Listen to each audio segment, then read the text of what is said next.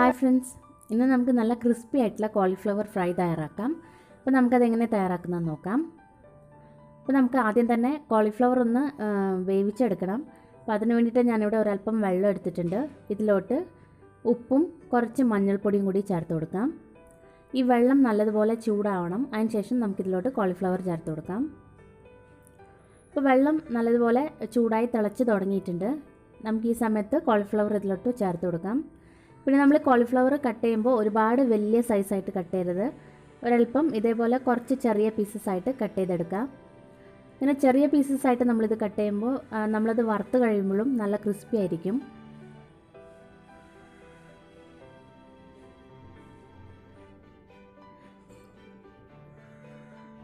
ഇതൊരു 2-3 മിനിറ്റ് നേരത്തേക്ക് ഇതിങ്ങനെ തന്നെ ഇരിക്കട്ടെ. അതിനുശേഷം നമുക്ക് സ്റ്റവ് ഓഫ് ആക്കാം.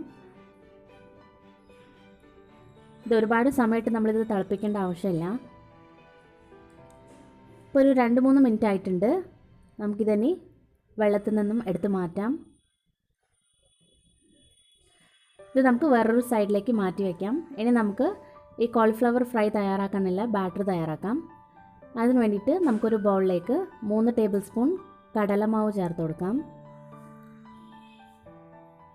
ഇതിലോട്ട് 1 ടേബിൾ സ്പൂൺ കോൺഫ്ലവർ ചേർത്ത് കൊടുക്കാം. പിന്നെ 1 ടേബിൾ സ്പൂൺ മൈദ ചേർത്ത് കൊടുക്കാം. ഇനി നമുക്ക് ഒരു 1/4 ടീസ്പൂൺ മഞ്ഞൾപ്പൊടി ചേർത്ത് കൊടുക്കാം. പിന്നെ 2 ടീസ്പൂൺ മുളക് പൊടി ചേർത്ത് കൊടുക്കാം. ഞാനിപ്പോൾ ഉപയോഗിച്ചിരിക്കുന്നത് കാശ്മീരി ചില്ലി പൗഡറാണ്. നിങ്ങൾ സാധാരണ മുളക് പൊടിയാണ് എടുക്കുന്നതെങ്കിൽ ഇതിൻ്റെ അളവ് കുറയ്ക്കണം. ഇനി നമുക്ക് 1 ടീസ്പൂൺ ഗരം മസാല അല്ലെങ്കിൽ ചിക്കൻ മസാല ചേർത്ത് കൊടുക്കാം. അപ്പോൾ ഞാനിപ്പോൾ ഉപയോഗിച്ചിരിക്കുന്നത് ചിക്കൻ മസാലയാണ്. നിങ്ങൾക്ക് ഗരം മസാലയും ഉപയോഗിക്കാം. ഇനി നമുക്കിതിലോട്ട് 1 ടീസ്പൂൺ പെരിഞ്ജീരകം പൊടിച്ചത് ചേർത്ത് കൊടുക്കാം. പെരിഞ്ജീരകം ഒരുപാട് ഫൈൻ പൗഡറാക്കി എടുത്തതല്ല, കുറച്ച് തരിതരിപ്പായിട്ടാണ് പൊടിച്ചിരിക്കുന്നത്. പിന്നെ നമുക്കിതിലോട്ട് 1/2 ടീസ്പൂൺ കുരുമുളക് പൊടി കൂടി ചേർത്ത് കൊടുക്കാം. ഇനി ആവശ്യത്തിന് ഉപ്പ് ചേർത്ത് കൊടുക്കാം. ഇനി നമുക്കിതിലോട്ട് ഒരല്പം കറിവേപ്പില ഇങ്ങനെ നുള്ളിയിട്ട് കൊടുക്കാം. നമുക്ക് മല്ലിയിലയും ഇതേപോലെ ചെറുതായി കട്ട് ചെയ്ത് ചേർക്കാവുന്നതാണ്.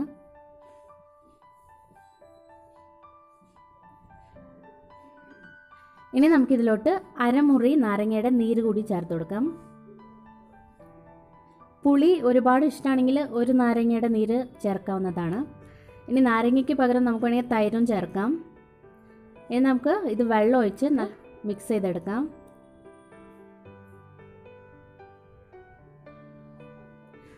ഇത് നമ്മൾ ഒരുപാട് ലൂസാക്കരുത്, അതേസമയം ഒരുപാട് കട്ടിയായി പോരുത്.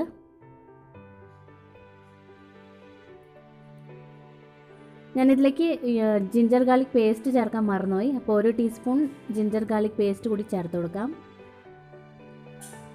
അതും കൂടി ചേർത്ത് നമുക്കിത് നല്ലതുപോലെ മിക്സ് ചെയ്തെടുക്കാം. ഒട്ടും തന്നെ കട്ടയില്ലാത്ത വിധം നല്ലതുപോലെ ഇത് മിക്സ് ചെയ്തെടുക്കുക. കണ്ടില്ലേ, ഇത് ഇത്രയും കട്ടിയിലാണിത് ഉണ്ടാക്കിയിരിക്കുന്നത്. നമുക്കിതിലോട്ട് കോളിഫ്ലവർ ചേർത്ത് കൊടുക്കാം.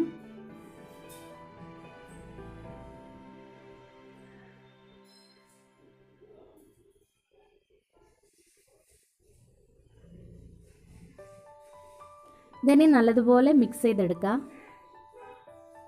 നമ്മൾ ഈ സമയത്ത് തന്നെ ഉപ്പും പുളിയൊക്കെ നോക്കണം. ഉപ്പ് വേണം തോന്നിയാൽ കുറച്ചും കൂടി ഉപ്പ് ചേർത്ത് കൊടുക്കുക. അതേപോലെ തന്നെ മുളക് പൊടിയൊക്കെ നമുക്ക് എരിവിനനുസരിച്ച് വീണ്ടും ചേർക്കാവുന്നതാണ്.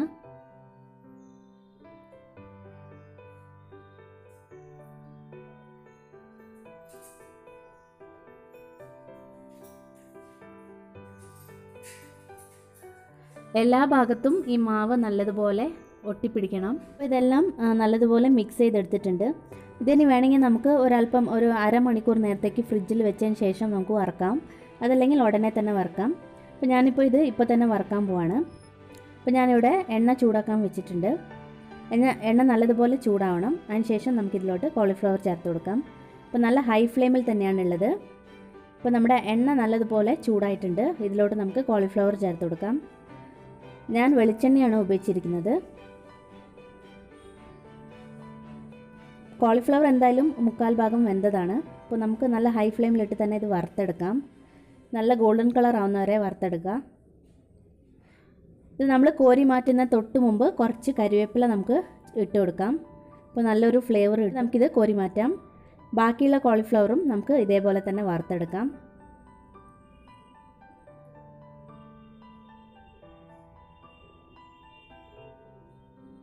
നല്ല ക്രിസ്പിയായി കിട്ടിയിട്ടുണ്ട്.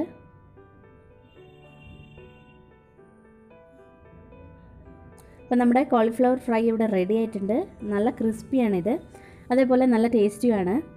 പിന്നെ നമുക്ക് നല്ല ചായയുടെ കൂടെയൊക്കെ കഴിക്കാൻ പറ്റിയ നല്ലൊരു സ്നാക്കാണിത്. കുട്ടികൾക്കും നല്ലതുപോലെ ഇഷ്ടപ്പെടും. അപ്പോൾ നിങ്ങൾ എന്തായാലും ഇതൊന്ന് ട്രൈ ചെയ്ത് നോക്കുക. ട്രൈ ചെയ്തിട്ട് അഭിപ്രായങ്ങളൊക്കെ അറിയിക്കണം. താങ്ക്